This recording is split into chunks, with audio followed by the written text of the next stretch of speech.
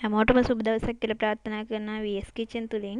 ඔන්න මං අද අරගෙන ආවා ගමේ රසට රසම රස පෝක් කරියක් හදාගන්න විදිය. බලමු මේක හදාගන්න අවශ්‍ය කරන්නේ මොනවද කියලා. මම මෙතන අරන් තියෙනවා මස් ග්‍රෑම් 300යි. ලොකු ලුණු ගෙඩියක් පොඩියට කපාගෙන අමරිස් කලර් 4ක ප්‍රමාණයක්. ඒක පොඩියට කපාගෙන රම්පේ කරිපිංචා ගොරක කෑල්ලක්. ලුණු කුඩු මෙතන අරන් තියෙනවා කුරුඳු එනසාල් කරාඹනේටි හොඳට කබල බෙදලා ගලේ අඹරලා මස් කරි කහ කුඩු 3-5 කුඩු මිරිස් කුඩු ගම්බිරිස් කුඩු සුදු ලුණු ඉඟුරු තලාගෙන එකතු කර ගන්න ඕනේ. මිරිස් කුඩු තේ හැඳි 2යි මස් කරි තේ හැඳි 1/2යි 3-5 කුඩු තේ හැඳයි කහ කුඩු තේ හැඳි කාලයි ගම්බිරිස් කුඩු තේ හැඳයි ලුණු කුඩු ඔයාලගේ රස අනුව එකතු කරගන්න. මම නම් මෙතන තේ හැඳි එකමාරක් දැම්මා. ඊට පස්සේ අපි කුරුඳු එනසාල් මේ මිශ්‍රණයේ තේ හැඳක්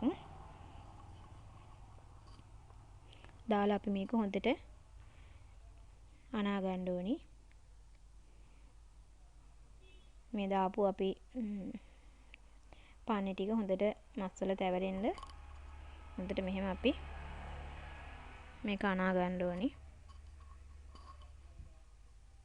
මේ විදිහට අනලා අපි විනාඩි 30ක් විතර සීසන් වෙන්න තියලා තියන්න ඕනි. දැන් අපි වළඳ ලිපේ තියලා මේකට මම 3-5 කුඩු තේ හැඳකුයි මිරිස් කුඩු තේ හැඳකුයි දාලා හොඳට මේක ටිකක් අපි පොඩක් කළු වෙන්න බෙදගමු. මේ විදිහට පොඩ්ඩක් චුට්ට ලිප මද ගින්දරේ තියාගෙන මේ හොඳට බෙද ගන්න ඕනේ. බෙදගෙන අපි මේක දැන් වළඳි පැත්තකින් චුට්ටක් තියාගෙන අපි මේකට තෙල් ටිකක් එකතු කර ගන්න ඕනේ. මම මෙතන දාගත්ත තෙල් මේස හැඳි 4ක් විතර.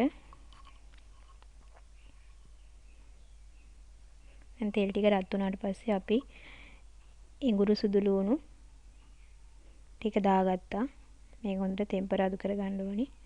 මේක ටෙම්පරාදු වෙන අතරේ අර අයින් කරගත්ත මිරිස් කුඩු මස් කරි ටිකත් අපි මේකට එකතු කර ගන්න ඕනේ. දැන් අපි ලුණු ටික දාගත්තා. ලුණු ටික දාලා ටිකක් හොඳට ටෙම්පරාදු කර ගන්න ඕනේ. චුට්ට මේක බැලුනකම් තියාගන්න.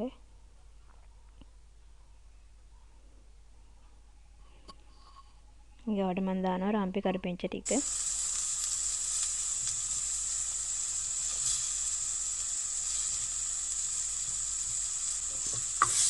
මේ ටික පොඩ්ඩක් දැන් අපි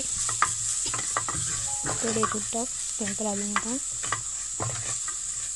බෙදගමු.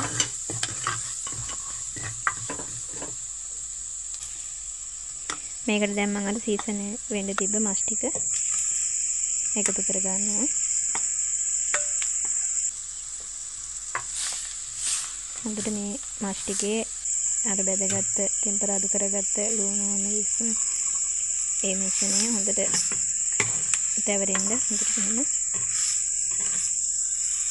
මේ විදිහට හොඳට හැන්දෙන් කලවම් කරගන්න ඕනේ.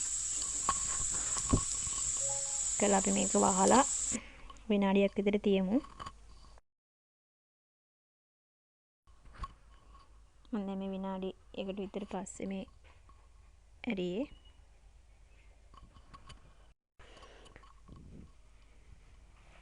මේක තව ටිකක් අපි හොඳට පානේ ටික බැදෙන්න චුට්ටක් තියමු. හොඳට කලවම් කරලා තව විනාඩියක් විතර අපි වහලා තියාගමු.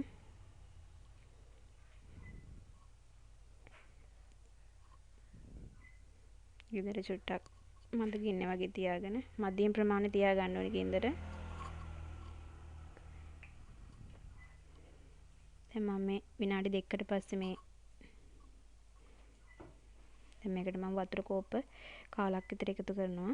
එකතු කරලා ටිකක් අපි මේක තම්බ ගන්න ඕනේ. ඉතින් හොඳට කලවම් කරලා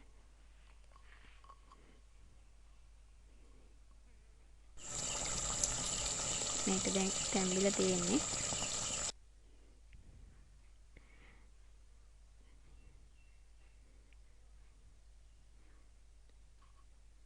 දැන් අපි මේක හොඳට මේක කුගතියට තියෙනවා.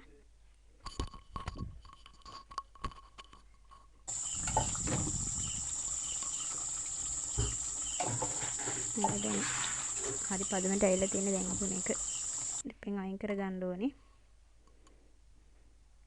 මම දැන් මේක බිම තියා ගන්නවා. මේ තියෙන මං හදපු පෝක් කරිය. ඔයාලත් මේක හදලා රස බලලා මට කමෙන්ට් එකක් දාන්න.